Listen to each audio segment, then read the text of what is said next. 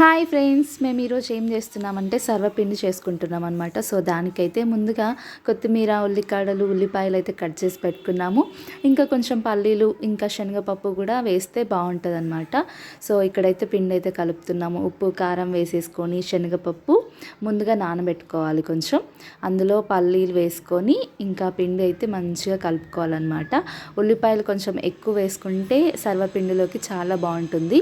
ఇంకా అందులో కొంచెం కొత్తిమీర, ఇంకా కొంచెం మెంతి, ఇంకా పచ్చిమిరపకాయలు దంచిన కారం అది వేసి పిండి అయితే కలిపి ఇలా పెట్టేసుకోవాలి. పెట్టిన తర్వాత ఇంకా సర్వపిండి పెట్టడానికి ఒక స్పెషల్గా బౌల్స్ అయితే ఉంటాయి కదా, దాంట్లో కొంచెం ఆయిల్ వేసుకొని ఇంకా సర్వపిండి అయితే ఇలా ఒత్తుకోవాలి చేతితో.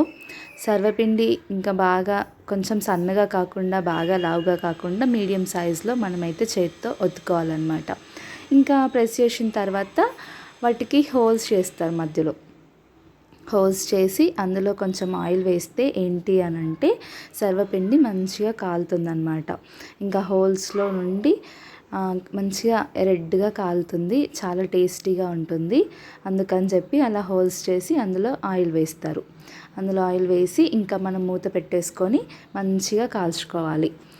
మీడియం ఫ్లేమ్లో మనం పెట్టేసుకొని కాల్చుకోవాలి. ఇంకా అప్పుడు చాలా చాలా టేస్టీగా ఉంటుంది.